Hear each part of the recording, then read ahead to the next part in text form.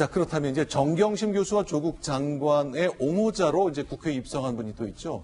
바로 최강욱 당선인인데 그 열린 민주당과 관련해서 그 문재인 대통령이 전화를 하면서 많은 덕담을 줬다는 얘기 들려줬죠. 관련해서 논쟁, 논란 그리고 관심이 계속 이어지고 있습니다. 손혜원 의원이 어제는 인터넷 방송을 통해서 이 대통령과의 통화에 대한 여러 가지 생각을 밝혔습니다. 먼저 영상 보겠습니다. 총선 과정에서 동고동락한 열린민주당 후보들과 당원들께 격려와 안부 인사를 전해달라. 세상에 따뜻하시기가 이루 말할 수도 없는 우리 대통령께서 이 뒤에 문장이 너무 좋아요. 서로 위하면서 협력하는 과정이 참 보기 좋았다. 계속 지켜보셨다는 얘기 아니겠습니까? 네, 김영주 전 의원께 좀 여쭤봐야 되겠습니다. 저럴 정도로 문재인 대통령의 마음이 있다는 게 열린민주당은 그렇게 절박한 상황인가요? 그렇습니다. 우선은 이제 실제로 보면 예상보다는 이번 총선 결과가 안 좋았죠.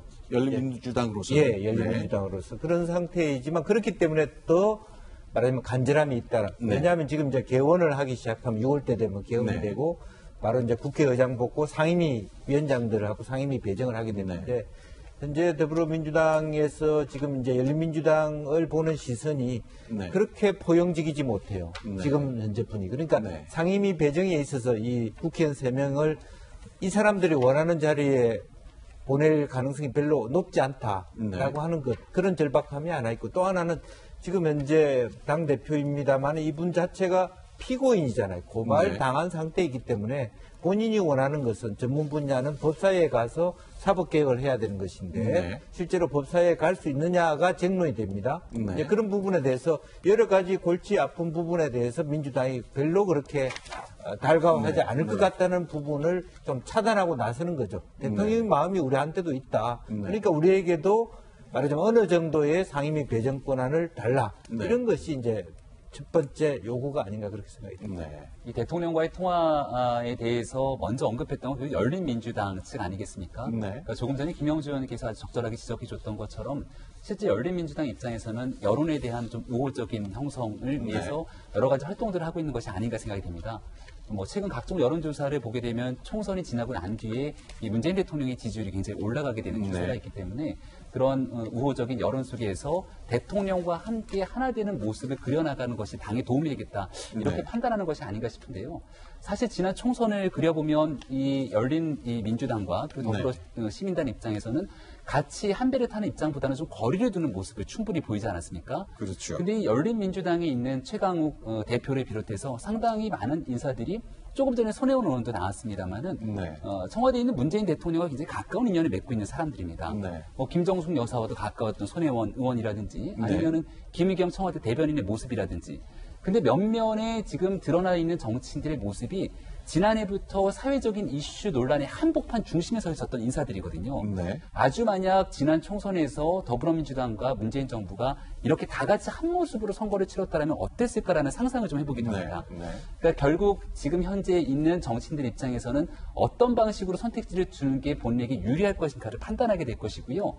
집권 여당과 청와대 입장에서는 또 이러한 스텝에서 지금 높은 지지율이 있지만 이 높은 지지율이 언제까지 계속된다라고는 보장이 없다는 걸 지난 수년의 과정을 통해서 봤을 겁니다. 무엇이 정치적으로 이 지지율을 끌고 가는데 유리할 것인가에 대한 개별적인 판단을 하게 될 것이라고 보고요. 그런 정치적인 행위 과정들이 지금 현재 굉장히 치열하게 이루어지고 있는 것이 아닌가 싶습니다.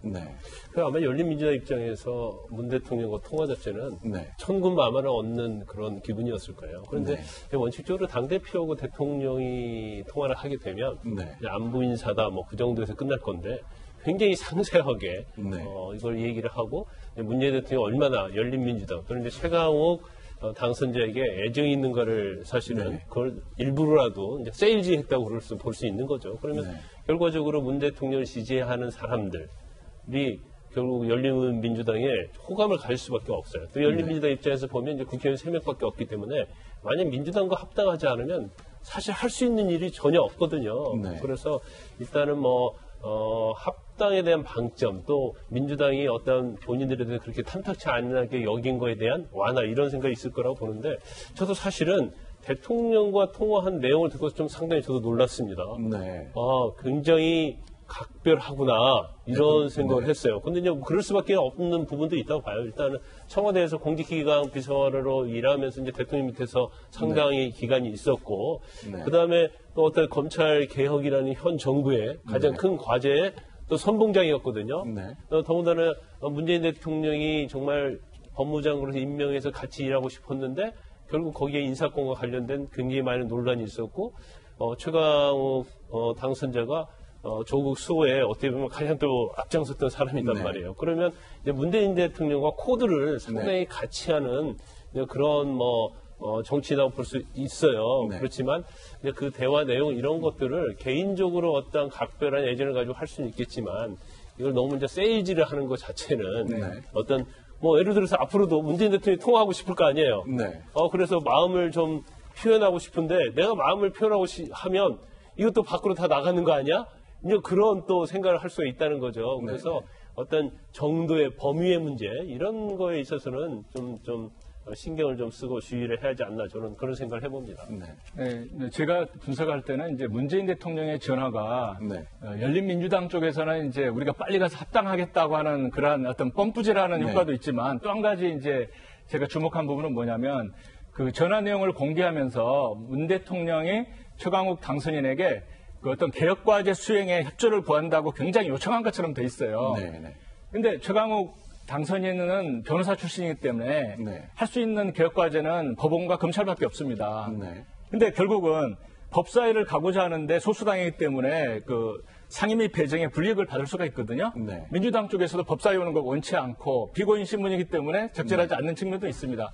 그러니까 그 대화 내용을 공개함으로 인해서 대통령조차도 나에게 검찰과 법원 개혁에 어떤 책무를 맡겼다.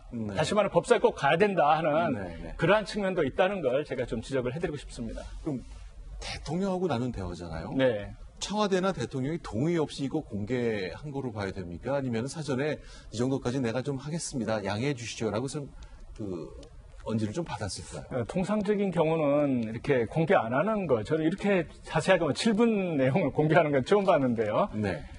사실 민주당 원내대표도 이번에 이제 새로 당선 선거에서 이제 경선에서 이긴 다음에 문 대통령 전화를 분명히 받았습니다. 그렇지만 그 대화 내용에 대해서는 공개하지 않았거든요. 근데 이제 열린민주당 쪽에서 너무 이렇게 공개하는 거 보니까 뭔가 이제 이 공개를 통해서 얻고자 하는 것들이 지금 많다는 이야기죠.